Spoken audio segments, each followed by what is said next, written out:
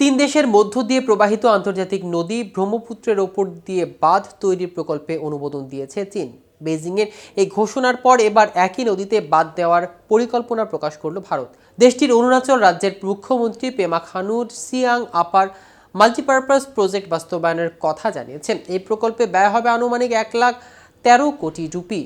কিন্তু এই বাঁধ নির্মাণের ফলে কোন প্রভাব পড়বে বাংলাদেশে, এ ব্যাপারে কি বলছে অরুণাচল রাজ্যের মুখ্যমন্ত্রী? চলুন এ বিষয়ে বিস্তারিত জেনে নেওয়া যাক আজকের প্রতিবেদনের বাকি অংশে। কেটিভি নিউজ 24 চ্যানেল থেকে আপনাদের সাথে আছি আমি মাহমুদুর রহমান সিয়াম।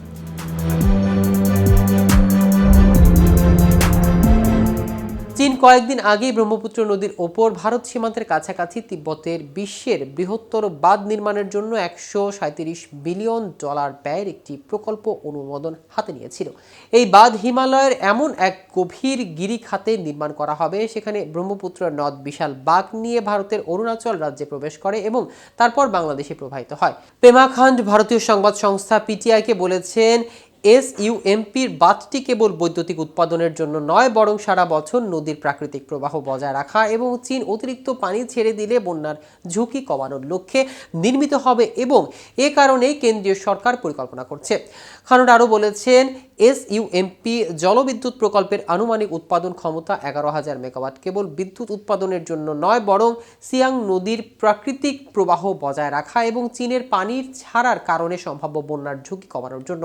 এই প্রকল্পের প্রাক সম্ভাব্যতা প্রতিবেদন তৈরির জরিপ এখনো শুরু হয়নি। স্থানীয়দের কঠোর বিরোধিতার কারণে যারা উচ্ছেদ, জীবন জীবিকা ক্ষতি ও এই মেগা ড্যামের পরিবেশগত প্রভাব নিয়ে উদ্বিগ্ন, এটি এখন করা সম্ভব হয়নি। চীন প্রকল্প যথাযথ সুরক্ষা পরিস্থিতি ছাড়াই এগিয়ে গেলে এর পরিণত ভয়াবহ হবে উল্লেখ করে খান্ডু বলেন, ব্রহ্মপুত্রের পানি তিব্বতের শুষ্ক অঞ্চলে সরিয়ে নেওয়া চীন পরিকল্পনায় শীতকালীন নদীর প্রবাহ ব্যাপকভাবে কমিয়ে দিতে পারে।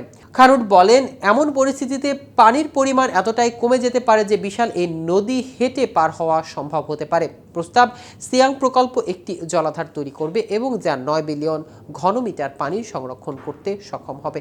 এটি নিশ্চিত করবে যে শুষ্ক মৌসুমেও নদীর প্রবাহ বজায় থাকবে।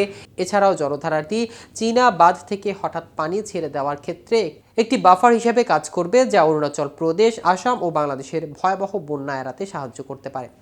ভারত ও চীনের চলমান দ্বিপাক্ষিক আলোচনার কথা উল্লেখ করে মুখ্যমন্ত্রী বিপদ সম্পর্কে সতর্ক করে বলেন, চীন অনিশ্চিত এবং যে কোনো কিছুই করতে পারে। তিনি আরও বলেন, জাতীয় নিরাপত্তা ও আমাদের জনগণের কল্যাণের বিষয়টি আমরা ঝুঁকি নিতে পারি না।